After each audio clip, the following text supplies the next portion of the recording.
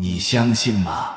在这个世界中存在一种人类无法触及的能量，这种能量诞生于宇宙之初，它孕育万物，滋养万物，它无法被观测，无法被证明，它就是玄学世界中最伟大的概念——先天一气论。我们之前说到过，如果不明白气这个概念，就永远无法真正意义上的探索这个世界。因为不管是古星象学，还是古医学，亦或者是冥想、修行、导引，再比如说古哲学、医学、针灸等等，我们能够知道的所有真实存在但缺乏理论依据的玄学概念，基本上都源自于气这个观点。先天一气从虚无中来，得先天一气是向生之路，失先天一气是向死之途。这是关乎生命方向的大问题，是关系到每个人最大利益的问题。现在我们就来探讨这个话题。这个影片有点长，建议你耐心看完，一定能让你感觉到先天之气涌起的力量。你将是首次听到如此全面详细的关于先天一气是人体生命之本的内容。这条视频里面有很多金子，至于你能不能发现，就看你有没有慧根、缘分和福报。先天一气是人生的真正主宰，是人体的太阳。没有太阳，地球上的万物就无法生长。人体没有先天一气就会丧失生机。语是常词，为了说明先天一气和后天作为机体生理功能的气，经络的气和呼吸的气完全不同。写成气字，下面的4个点是火字的变体，用以标示它是日光气。上边一个近似无的字，表示这种气近似没有物质现象，而能使万物随之发生变化的能量。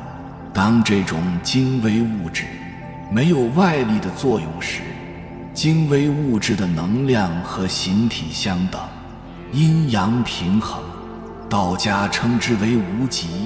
当太阳光的作用能量大于形体，精微物质处于向上向外伸展的状态，叫阳生，也叫阳移。阳生消耗能量，很快能量小于形体，精微物质掉头向下向内收敛，叫阴降，也叫阴移。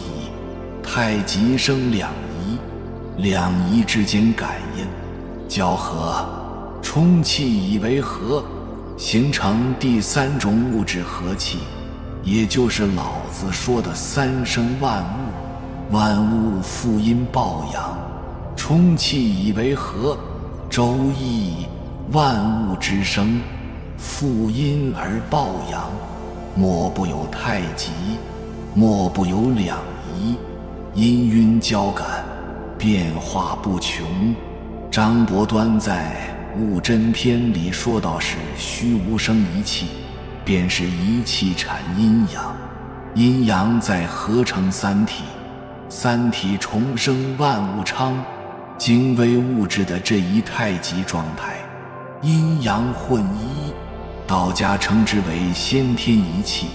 阴阳混一的先天一气在人体里起的作用，就像《黄帝内经》中说的阴阳者，万物之能始也。阴不离阳，阳不离阴，是万物出生形成的原始能量。先天一气中阴阳二气相冲的和气，人体处于这个状态，生命力最强。比如他因200多天从2个细胞长成一个完整的人，这样高速度的生长，除在母胎的先天期以外，一生中再也没有了。阴阳混一的状态，大量产生和气，才会生生不已。道家把先天的阴叫性，把阳叫命，性命混一，生机最强。人出生以后进入后天，在胎婴时期，阴阳性命混化，幼年性命小偏，少年中偏，青年大偏，壮年分，老年离，死亡性命散。从普通人的人生路线看，先天一气在人生路线中从混一到偏，分、离、散，在人的一生中是第一位的主宰。当先天一气主宰时，人体的生机最强。比如婴儿和幼年的人，饿了要吃，冷了要穿，从不过问吃穿。虽然有喜怒哀乐，但随起随灭，不往心里去。虽然有后天意识，但是还是先天自然的主宰，保持着旺盛的生机。到青年时期，心地坦率，举止活泼，助人为乐不图报酬，以求之为乐不图荣耀，无术无望无为，不知烦恼，身体健壮，精神充沛。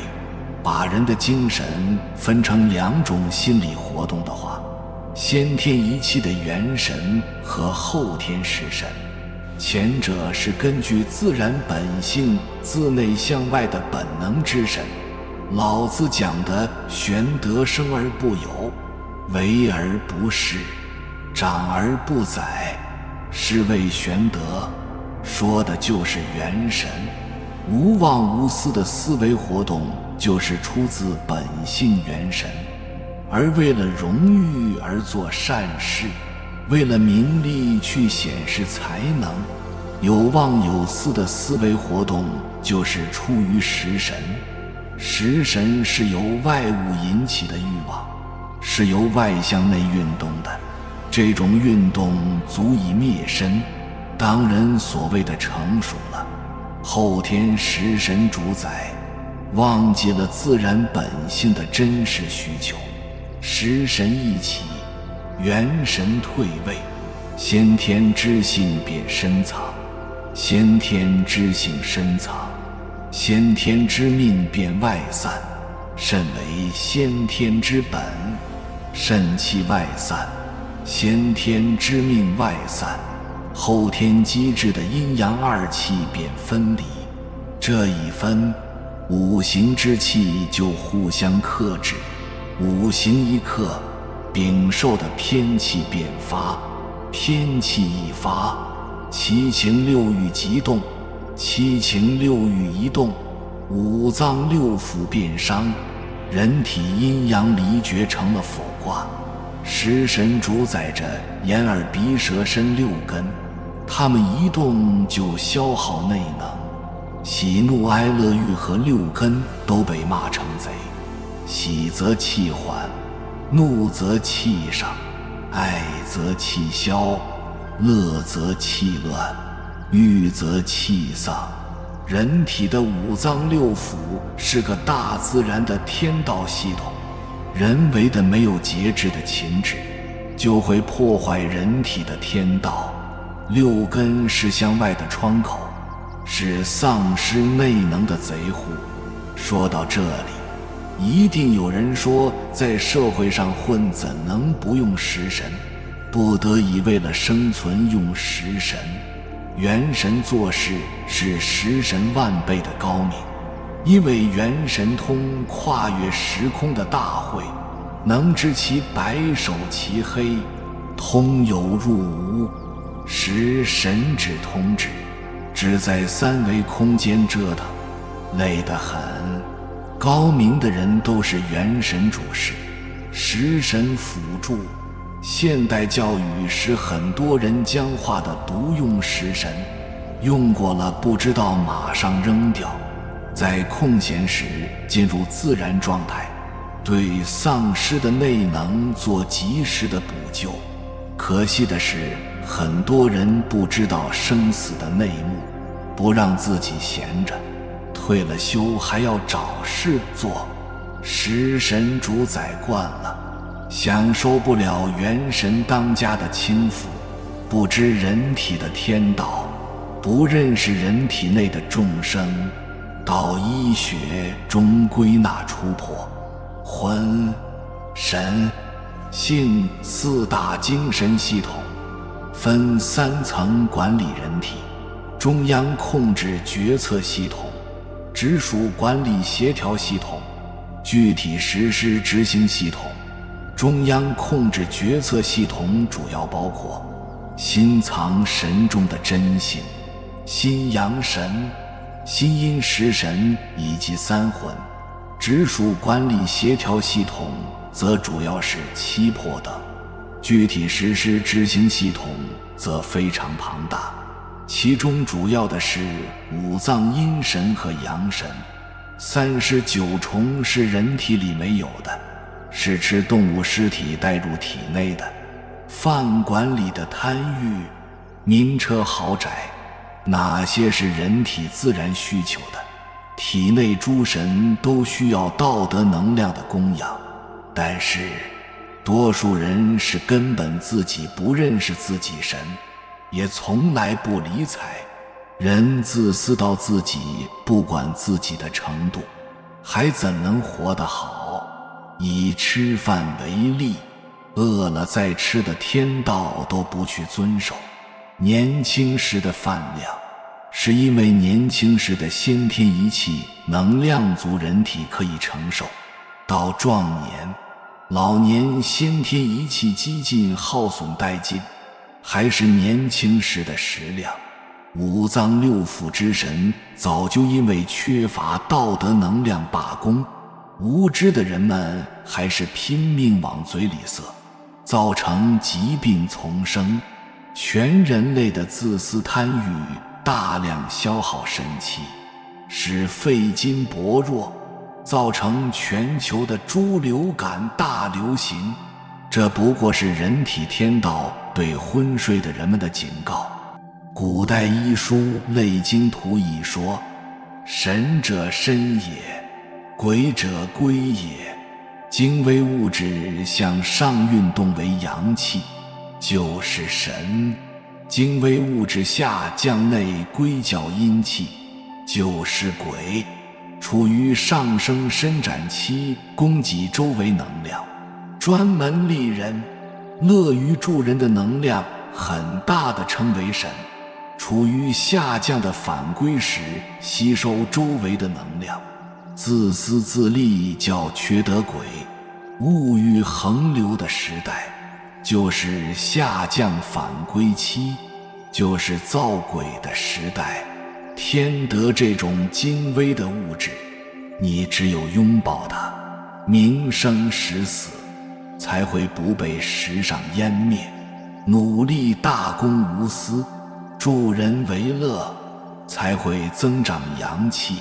单纯坦率说明人体天道保存完好。含德之后，狡诈虚伪是人体内的先天能量匮乏的外现。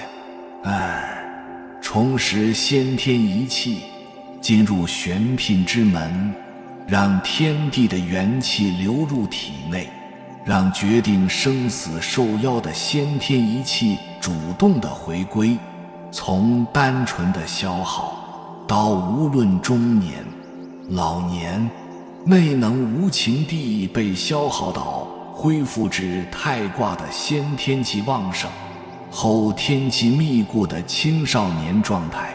对于多数人来说，成仙成佛不容易，但是必须开启玄牝之门，让先天仪器在有生之年保持旺盛，那是人体大药。至少可以不生病，不受病痛的折磨。得能量足的人百日避开玄关，甚至误准确了，马上就开，从此过上与天同在、上天保佑的日子。这是自然医疗养生之根。先天一气来了，各种病症10天内见效减轻，包括癌症。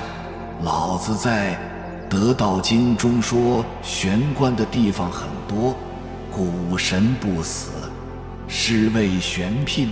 玄牝之门，天地之根。古神指的就是虚灵不昧的元神。团气至柔能婴儿乎，指的是胎息。孔德之容，为道是从，指的就是玄关一窍。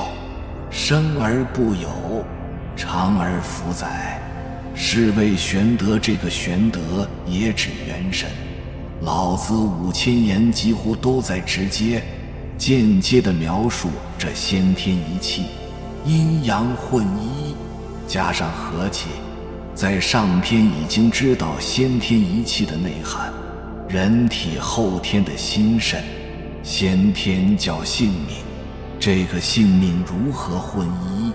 首先是性，是元神，命当然是肾气。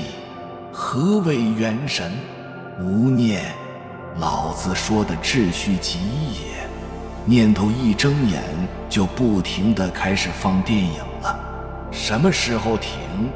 睡觉才会停。但是真睡着了，练不了气了。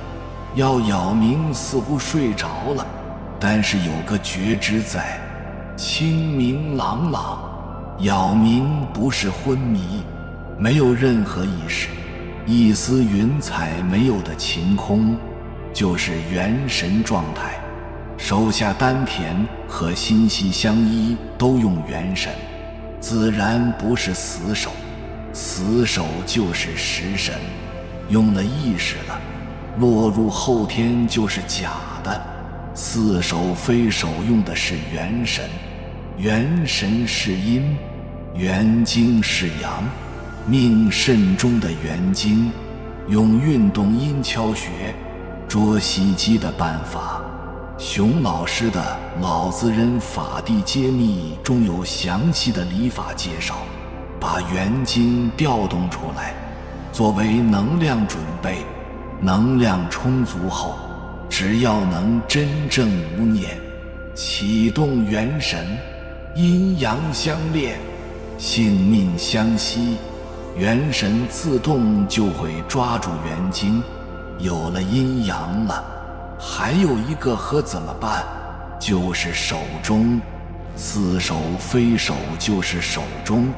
神经兴奋性高时，内气就弱，低时内气减缓，神经被抑制就睡着了。把神经兴奋性调节到既不抑制又不兴奋的中间点，内气最足。中庸说中也者，天下之大本也。和也者，天下之达道也。至中和，天地未焉，万物欲焉。中和使体内所有脏腑、器官、细胞都各知其能，是生命力的来源。似手非手就是直中，达到终点，阴阳平衡才会感应。激荡充气以为和，阴阳和三家相见，玄关开。似睡非睡的扰民中，无知无觉，忽然一觉而动，即太极开机，先天一气产。有的祖师形容玄关开如雷，气足的时候，一达作气就如雷一般在体内咣咣地撞，然后他就像个医生一样，你哪里有病气不通，他就自动跑到那里给你通气。有的时候好好的怎么脚心忽然痛得很厉害，过一天没事了。后来明白过来，那是在通那里的穴窍。天爱上你那个关怀呀，真是没法形容，你自己都不知道的问题，他都给你解决好了。玄牝的玄就是天，牝就是地，玄牝就是阴阳之气的交合，就是性命合一。那一决而动的一觉，犹如电光石火，当前则是，转眼即飞。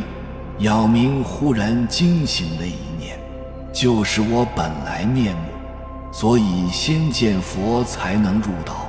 那一念就是本心、元神、真意、正等正觉。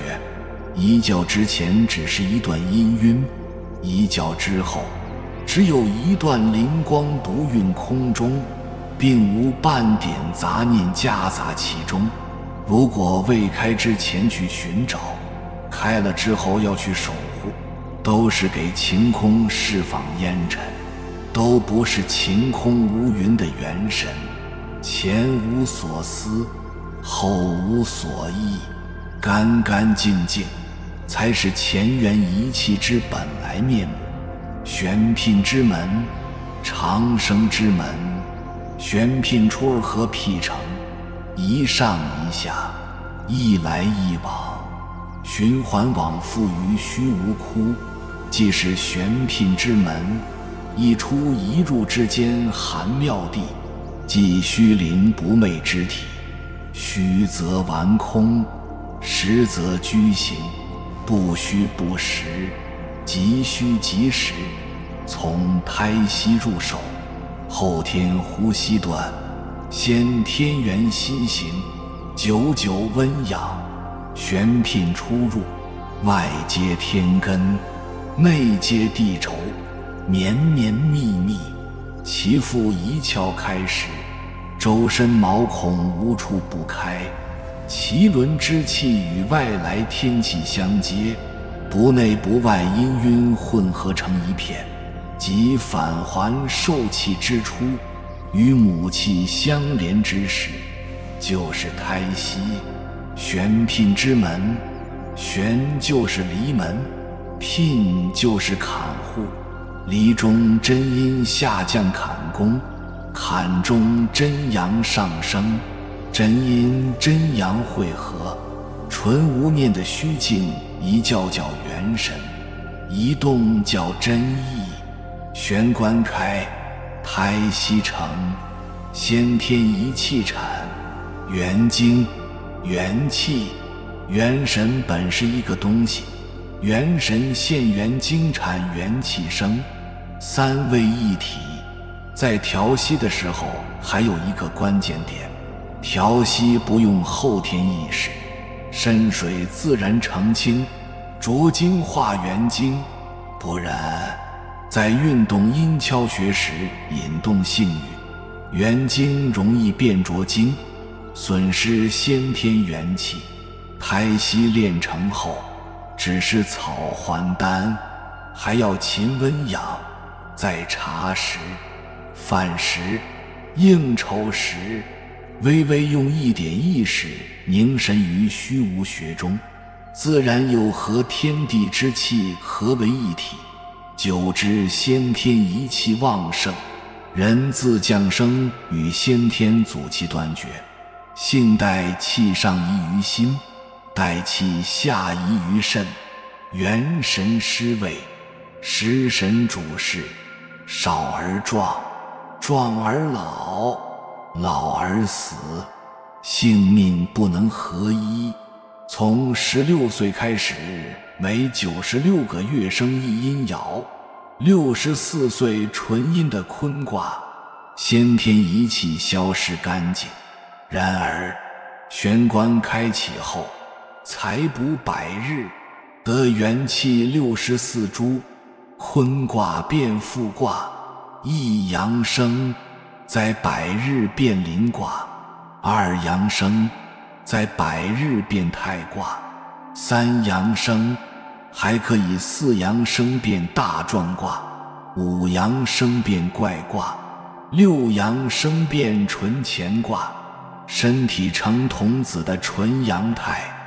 3从否到绝9个卦的返老还童生机再造工程，太极的先天一气，精微物质的阳升阴降形成的两仪，再进一步运动，阳仪和阴仪分别变成运动幅度较大和运动幅度较小两部分。阳仪分为老阳、少阳，阴仪分为老阴、少阴，这就是两仪生4象。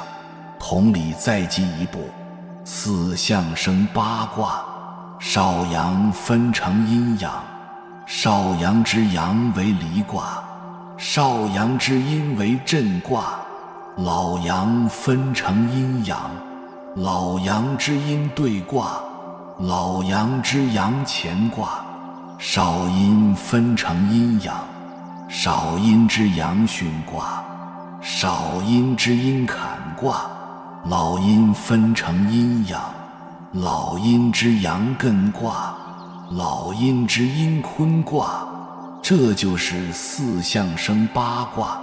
同理，如此分下去8个卦分别配8卦，形成上下2个单卦组成的金卦，就是64卦。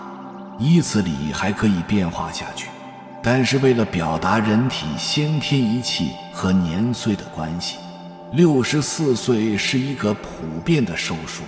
64卦是古代大智慧者会观人体先天一气的变化规律的记录。当男人16岁开始通经，先天一气开始从乾卦的纯阳破损流逝，每8年一个台阶。由于先天一气的减少，后天食神主事，人的大脑神经活动增多，性命之间的相恋程度减弱，违背人体天道自然的妄念私心，制造的大量的阴性能量由外引入体内，必然吞噬体内先天肾阳命气，而先天一气中的性命之性在体内隐藏越深，主人退位，造成阴阳离绝的否卦。8个台阶下完，先天一气就变成了纯阴的坤卦。虽然后天养的肉体不死，可是人体里面的生机之源已经断灭。先天一气中包含了元精、元气、元神。64卦就是人体本源元神、元精、元气的形态描述。人体的变化决定了社会每过期8年发生一次较大的变化。从狗年、猪年的乾卦到龙年、蛇年的巽卦，从天门到地户，先天一气的能量减少了，要适应新的生存状态，必然动荡折腾。人体的天道决定了社会的天道，个人不服气、不甘心走向灭亡，唯有进入生命的返还，将先天一气重新补回来。而这先天一气又是来自天地元气，是天德能量。个人不修德，不助人为乐，自私因我能量化解不了，阳气无法上升与增长，天德之气频率不对接不通，所以只有尊道贵德，才可以实现我命在我不在天的自主掌控，混乱的社会才可以得救。现在养生热，不如尊道贵德热，解决不了生命本源问题。在肉体打转转的养生，就像脸上出斑出皱内在生机的先天一气匮乏了，靠化妆品没用，人体的先天一气匮乏到性命阴阳离绝的佛卦，可以通过玄关的开启，锻炼元精元气元神。锻炼元精阶段，从否卦到易卦到未济卦；锻炼元气阶段，从闲卦到济济卦到恒卦；锻炼元神阶段，由太卦到大壮卦到怪卦，共3个阶段，每个阶段3个卦，共9个卦。否卦阴阳离绝，万物负阴抱阳。人的头是天，腹是地，阳是上升的自然属性，阴是下降的自然属性。乾上坤下，阳上阴下，阳在上又往上走，阴在下又往下走，两者之间就是各奔东西，星与命越离越远了。造成这种状况的是食神主事，外来的欲望引起的内耗肾精，入境执念，进入恍兮呼吸的无念虚无状态，就是请出元神来给身体当家。元神现元精产，否卦上下2个卦的下爻发生变化，乾变成巽，坤变成震，变成易卦，知而不守，涵养本源。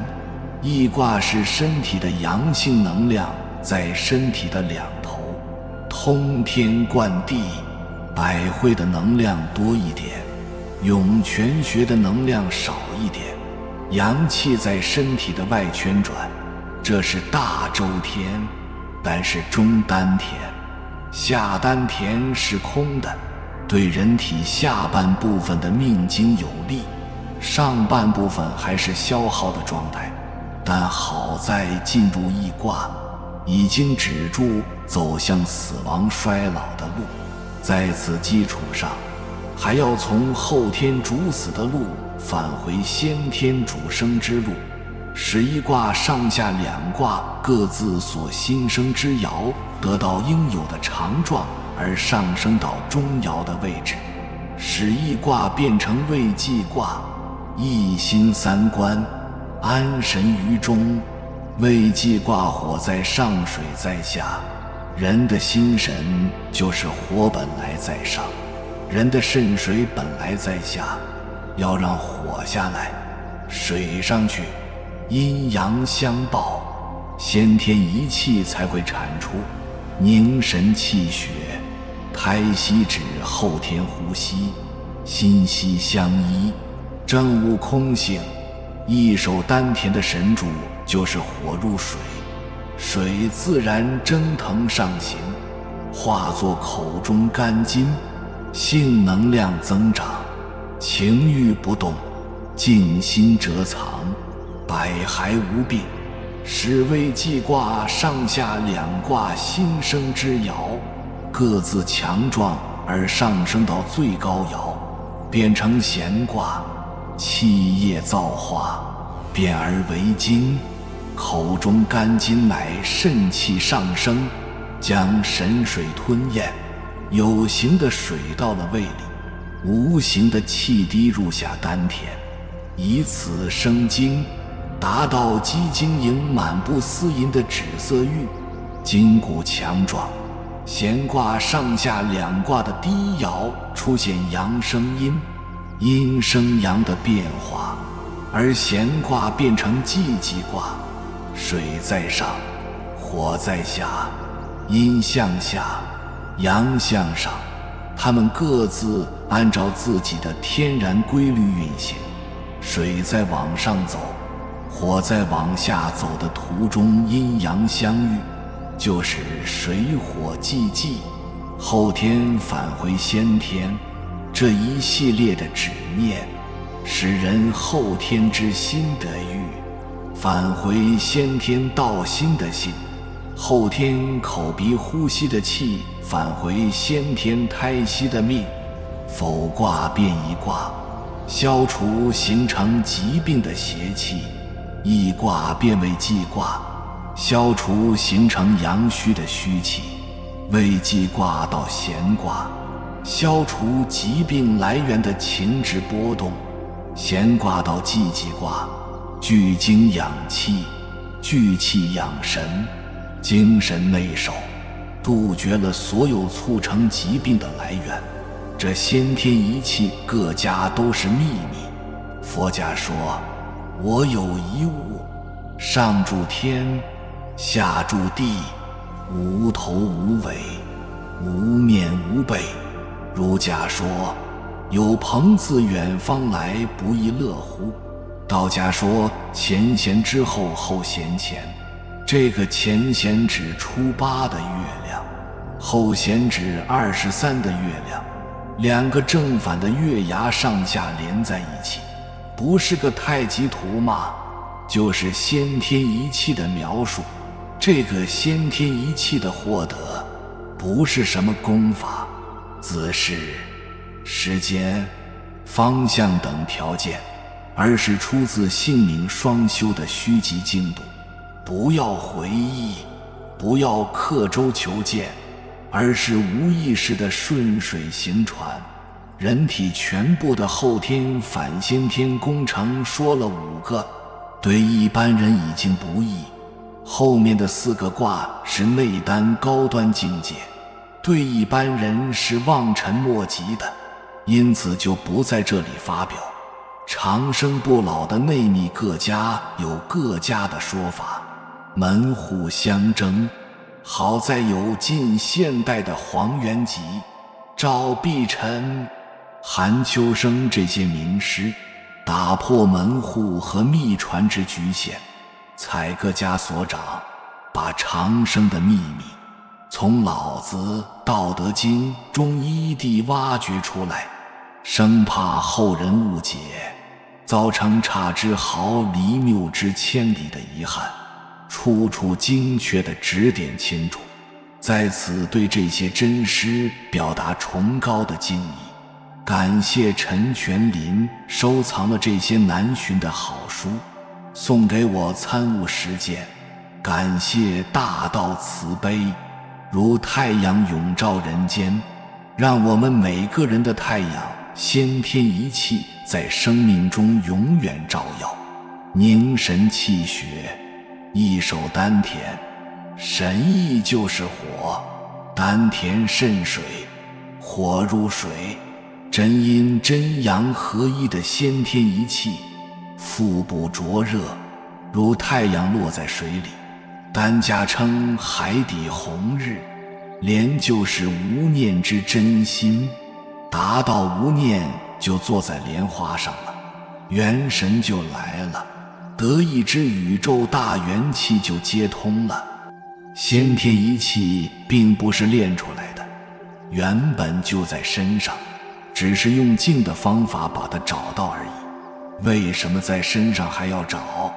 虽然在，但是人的食神主事，人在走一条不断消耗原始能量的向死之路，找回来、等出来，是要元神当家，自动把丢失的命宝保留并不断增长。只有元神可以完成这个任务，把生命调转了航向，所以一定要找出来，等出来。老子说，请进可以为天下正，这个进就是静，就是道体之一。进入了真静，天下之身国就会结束后天向死，走向先天向生的长生之路。老子再得一章说这个一，得10000事毕。又提到天得意以清，地得意以宁，神得意以灵，欲得意以盈，侯王得意者以为天下正。这个一就是得一，得是名，一是号，是哪位的名号呢？就是先天一气的名号。天指的心，地指的肾，神指的是元神，玉指的肉体，后王就是管理申国天下的国王。他在哪里呢？在两眼中间的山根祖窍可以把他呼唤出来，他出来，你申国中的亿万众生就不用你一个一个地费事了，他都给你管好了。他是谁呢？就是这先天一气。老子几次说天下正，身体走上正确的先天相生之路，人体精气神始终饱满充溢，就是天下正，也就是先天一气皆通。你就不用为身体的某一个零件出问题去跑医院忙活，它是总的生机之源，保证人体所有器官的营养供应，把它伺候好了，就把整个身体的问题解决了。先天一气是静出来的，也就是等来的。老子给的方法治虚极，手静笃，静到深处，快睡着了的状态就是治虚极。但是无念却清醒，无念不是很快可以做到的，先养成心上无事的习惯，事情来了抓紧做完，没事了，心上没有丝毫牵挂，就感觉舒服了。大多数人是反着的，非得有事有东西拴着才舒服，一没事空了就难受。你看驴，拴着它很老实，一放就疯得管不住了。人的念头也是这个习性，怎么办？只好先用没事做了，拴得不紧了来慢慢的改。没事了清静独处，感觉很舒服，一切听凭内心的声音行事。忽然想唱就哼两句，冒出来了儿歌，使你里面的主人高兴了。有时间就独处，不要把时间花在无谓的应酬上，人情淡到情才会浓。独处就是摆脱人群社会对内心真主人的压抑，包括夫妻、父母、儿女，对人的内心真主人都有压迫作用。有条件就独处，把自己完全释放在自然中，释放在无事中，慢慢地养成心上无事无牵挂，很舒服。那本身就是与道同在，天得的气最容易流入体内。严新先生说，真静是以你的创新成果，为社会的贡献为标志的，跟着内心的自然走，不断提高，输出喜悦，没有焦虑，静心成了给你灵感创造的源泉，越近越有你的里面的大智慧元神，体内的天道被启动，那才叫真静，你才会成为好玩快乐的创新性人才。身体是很静谧的，把向外关注的方向转回来向内，如果静不深就看不到。老子说恒无欲也，以观其妙，恒有欲也，以观其窍。妙和窍都是变化异常迅速的，后天意识根本跟不上，看了10个画面，记住1个就不错。习惯于向内关注，那是心灵之间的心音交流，你和你体内的生命之间的交流。体内的生命通往无的法界，多空间同时存在。你是个无知的被动者，还是主动的掌控者？那要看清的深度，从胎息入手，长进慢出，神住肚脐后1寸，命门前的真经产地，练到1分钟呼吸6次，再到1次，从听到呼吸声，呼吸调匀调细了，又听到心跳声，再进一步听息，丹田里有一个自然开合的东西在，那就是胎息。这时已经是入境比较深了，才会听到胎息。在此基础上入咬明，似手非手，把脑神经兴奋点调节到正负中间的0，久久静到与天场频率合拍了，会突然一动，一股灵光闪现，那就是先天一气接通的时候。准确地说是本来在，但是不知当来了。这个动就是婴儿在娘胎里的呼吸。在做 B 超时能看到婴儿在母体中这种一开一合的动向，所以这是人体科学。要想尽快启动自己体内的先天能量，元神、一圣神、一敬神，认真读老子得道经5000灵文，字字千金。读经身体放光，那是经文激发了你体内的先天能量。光是生命的核心，肉体、阴、光，这是生命体的3个层次。光是灵的层面，每个人投胎的时候都是一个光体，一个小光点。五脏有5色光，见到了就能治5脏的病。一点灵光最初是圆坨坨的，在山根观到性光，哪里不圆，说明内脏哪个脏腑有病了，要再把它修圆。光对病理细胞的改变是彻底和神速的。光是道德能量。老子得道经中的德篇第1章，上德不德，是以有德；下德不失德，是以无德。上人为之，而无以为也；上义为之，而有以为也；上礼为之，而莫之应也，则攘臂而乃之。故失道而后德，失德而后仁，失仁而后义，失义而后礼。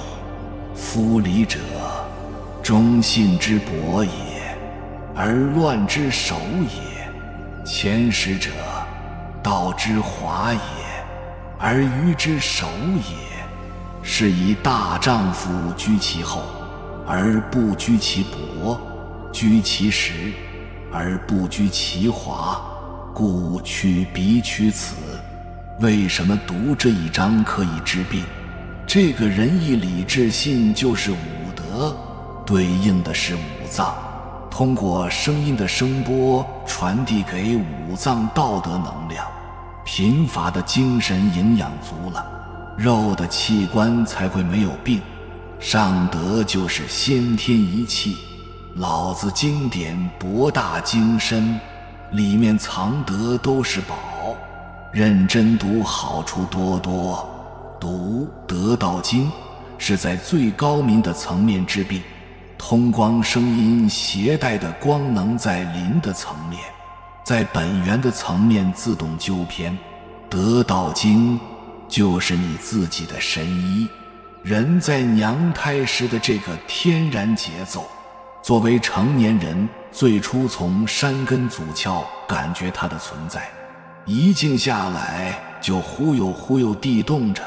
先天一气发动时的天应星、地应潮，两眼之间这个穴窍放光。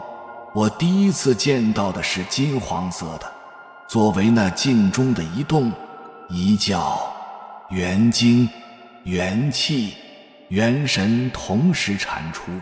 作为女人元精升起时，山根祖窍发亮，子宫、女阴都充满温温的性感，真阳之活起来，如潮水涌向全身，浑身绵软。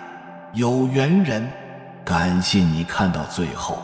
如果今天的影片对你有所帮助，请按个赞给我响应，回复一句，养出先天一气，愿你天人合一，先天一气自然采入体内，健康长寿。还没有订阅频道的，请点击右侧的订阅按钮，与我们建立更深的连接，随缘加入会员，与同频之人共修福报，随喜转发，功德无量。